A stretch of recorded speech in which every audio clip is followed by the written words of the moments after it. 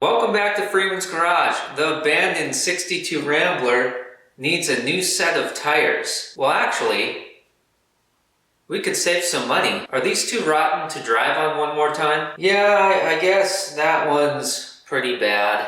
But this one holds air. Alright, fine.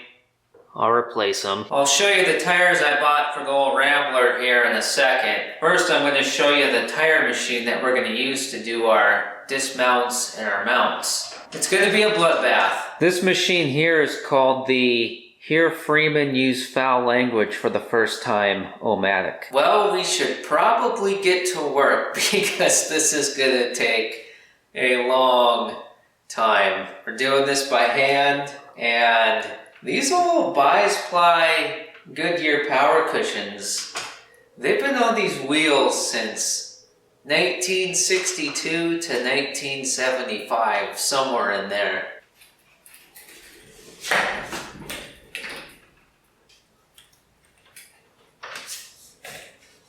Well, the right front's not a Goodyear power cushion. I can see that from right here.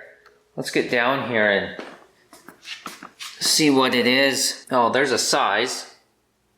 6.715. That's pretty interesting because I believe the factory tire size on this car was 6.5 and the 6.7 was a larger tire that you can get as an option. And I'm pretty sure that 1962 was the last year that AMC was putting 15-inch wheels on sedans. And also, now that I think about it, this was one of the few, if not the only, compact cars in 62 that came with 15-inch wheels. Most of them from the other makes would have had 13-inch wheels. Bi-Ply for sure. Made in USA. Gotta love that. Oh, and you are a medallion. This could very well be an original tire that this car left the factory with because of the size. 6.5, 6.7. I'm pretty sure that means that this tire is pre-1964, which can only mean one thing. We're probably going to have a HE double hockey sticks of a time getting this thing off the rim. Might have to get the Sawzall out. This one's a Goodyear power cushion, and it's an F7815. I believe that brings us into the 70s. And the F7815 is the equivalent size to the 6.715. If I'm wrong, and you know I'm wrong, go ahead, share your knowledge in the comments. The world of tire sizes, the way of sizing tires over the years, it's kind of a big, giant, confusing mess. Ooh, polyester cord. I wasn't tire shopping in the 70s, so I don't know everything. Let's look at the right rear, or left rear. Is it opposite day? The size on this Goodyear power cushion is right here. And it is a 7.7515. I believe that puts us 1965-ish into the early 70s, and 7.75, that's the same size as the other two tires. The left front is so obliterated, I couldn't even guess what this one is. It has a different tread pattern than the other three tires as well. I don't know, but it doesn't look like it's going to come off the rim very easy. Well, that was a fun trip down memory lane. And the good news is that all four of the wheels look to be the factory wheels, which I believe should be 5-inch wide. Well, if we're ever going to get this done,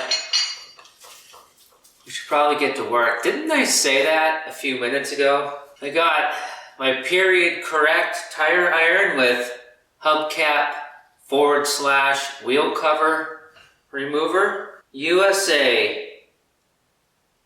Right there. Love it.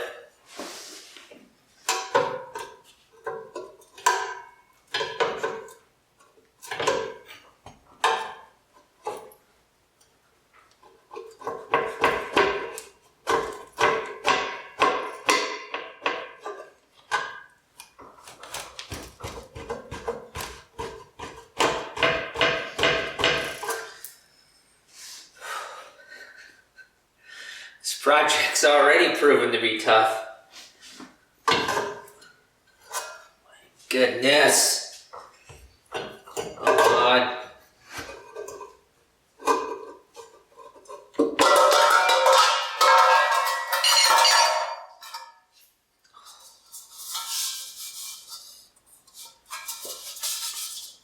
Do you have any idea how much that hurts me? I don't think I added any more damage to it though. It's called a close one. I'm just happy to see all 5 lug nuts.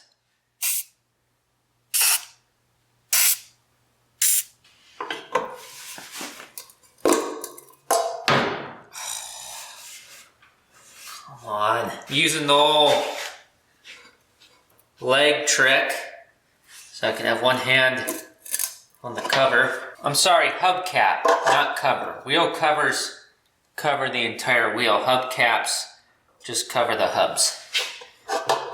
And these, if you don't know, this type of hubcap is commonly referred to as a dog dish. And I think you can tell why. Boy, those hubcaps really make all the difference on this car, don't they? Looks completely different without them. What is behind door number 3?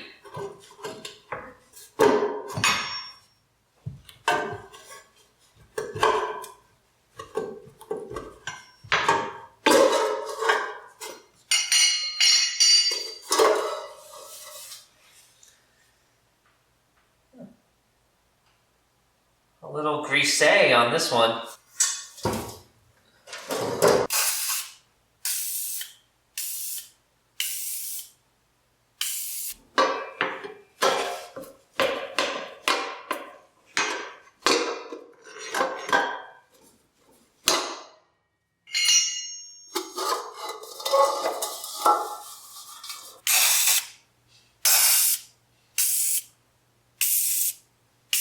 Is it just me, or is this a castle nut with no cotter key? Oh, buddy.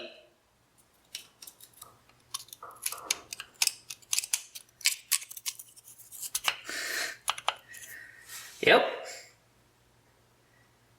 Fascinating. I mean, it doesn't look like it's going anywhere, but still. Did you happen to notice if there was a cotter key over on the driver's side or not? Oh, there was? Okay, cool. It's about time to show you those new tires. But yeah, if you didn't know, now you know. If you buy a Rambler, check that. I'd hate to see something bad happen to you. And I'd hate to see somebody get hit by your tire too.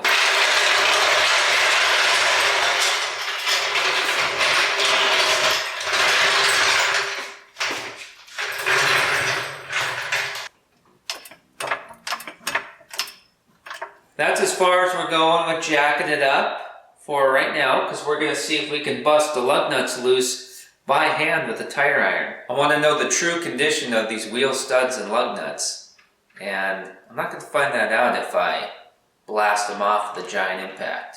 I'll try the small tire iron first. Wowza!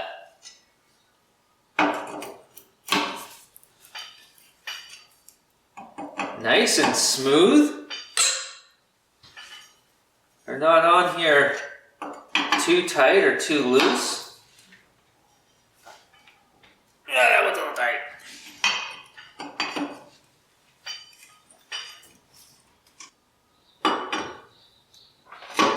We'll save our shoulder.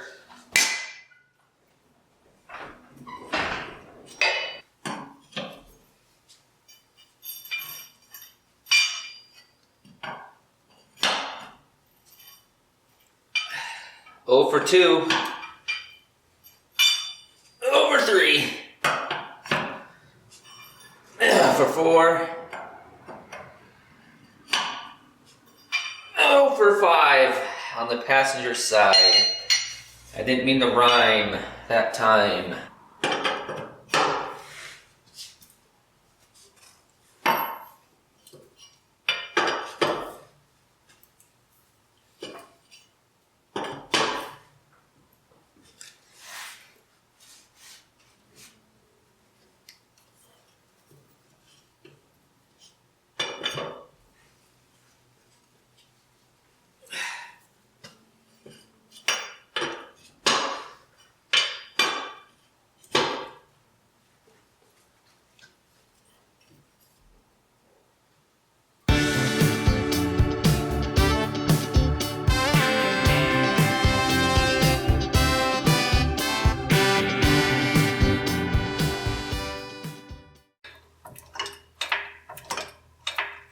Here's today's jack stand of choice.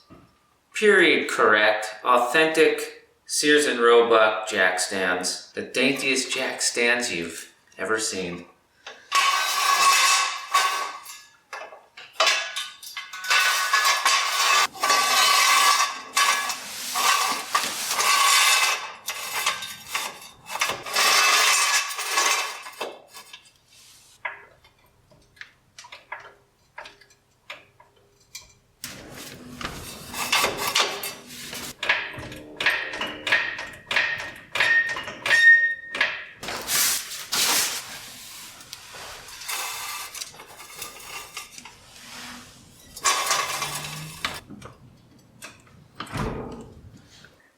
Yes! Period correct Sears and Roebuck jack stands in use and holding weight.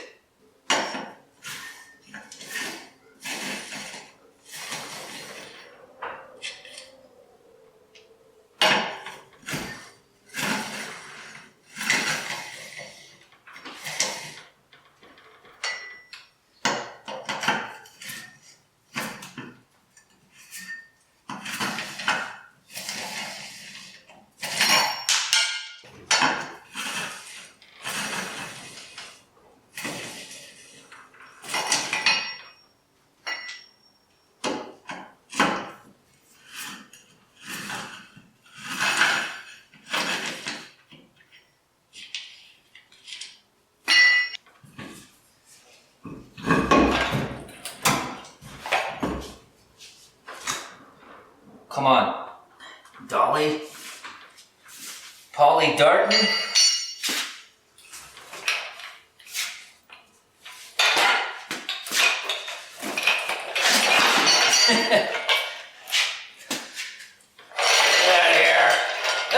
Nuts. I'm starting to think again we should just reuse these tires and save some money. We'll put the lug nuts back on the studs immediately. That way we will drastically reduce the chance of losing one.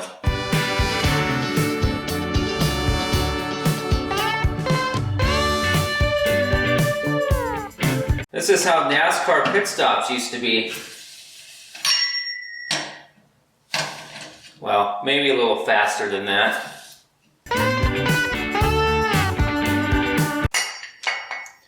Has a Rambler ever won the Daytona 500? I don't know. Kind of doubt it.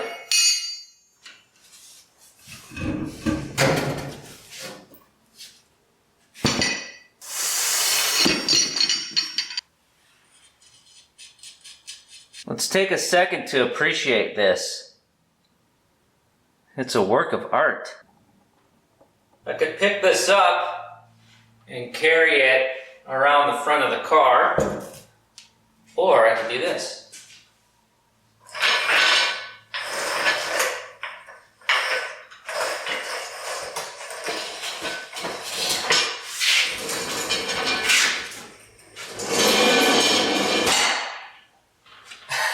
See, that's how smart I am.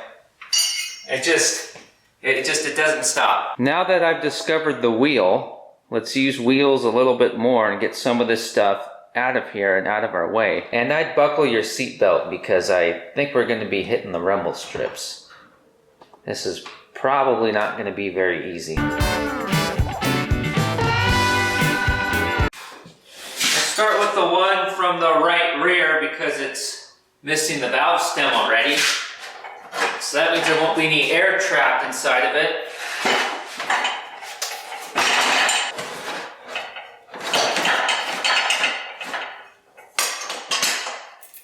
A little soap and water. Anybody home?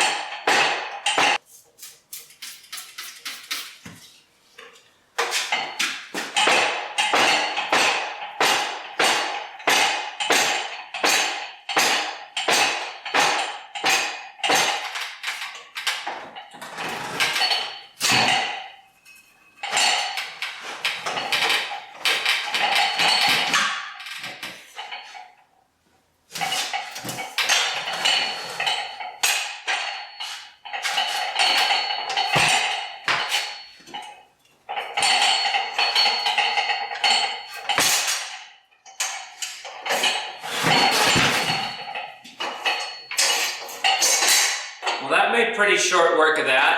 That wasn't bad at all.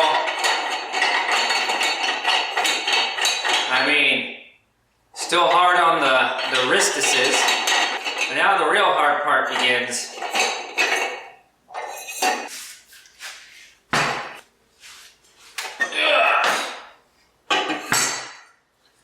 You know, portable tire changers at home.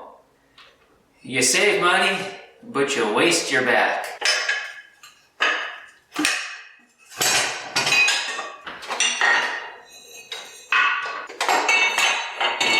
But a lot of times, it's really worth it. Save money, save your pride. But there is always a time to lay down and call the tire guy.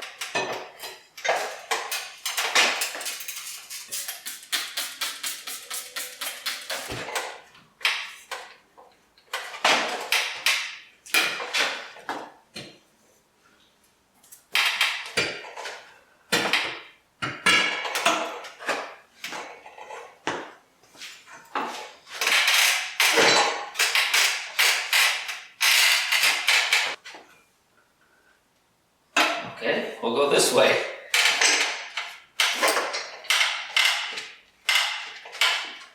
Oh boy.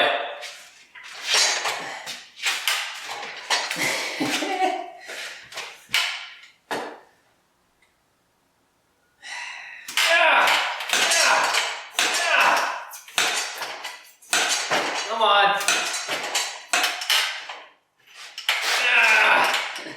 I should have bolted you to the floor.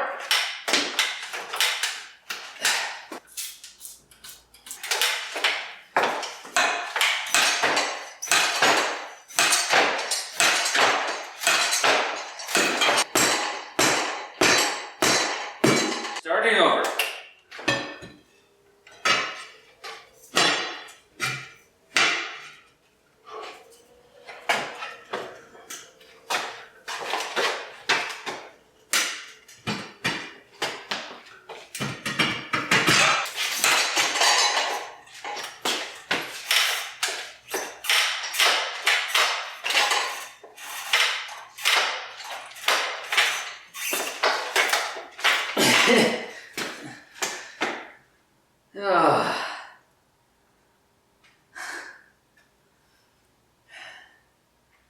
And only four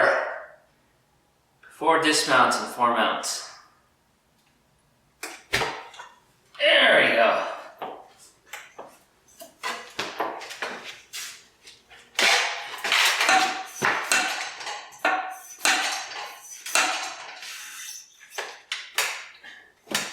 Oh, come on, she's gotta go now.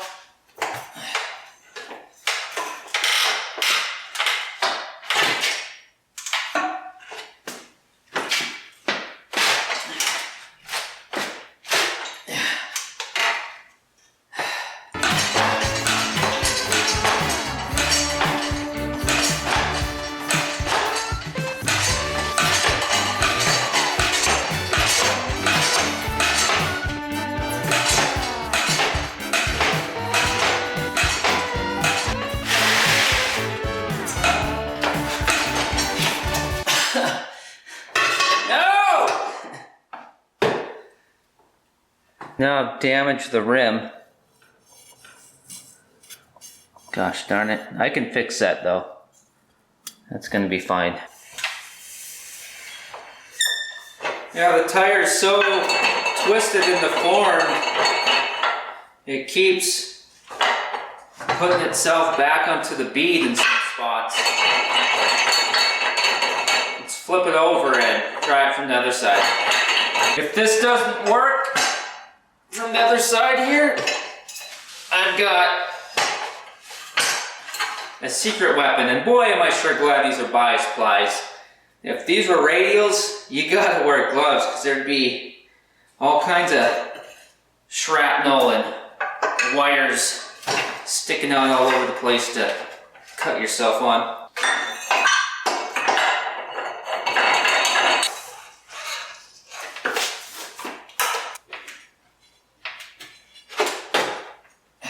If you've never done tires before, you want to have both sides of the tire off the bead, which just means basically just separated from the rim and loose like that.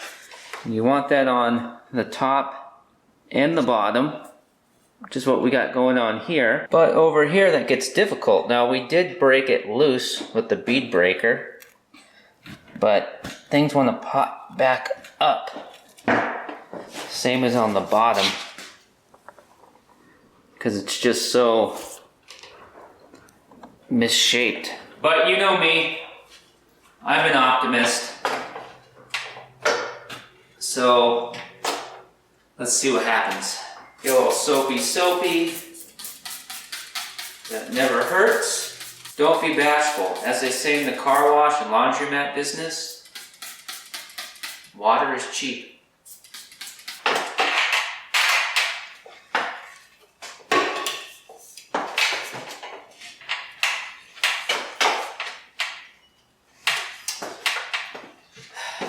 Okay, this isn't working. We should be working on dismounting tire number 3 by now. This thing's just so mangled. I've got a backup plan to get this tire off the rim, lickety split, but I'm going to have to show you next time because without the editing movie magic, I've spent so much time on this tire that I'm out of time. This job has now become a 2-parter. But you're not going to have to wait a week to see it. You're going to be able to see it tomorrow. And if it's past tomorrow, then the video has probably already popped up on your screen.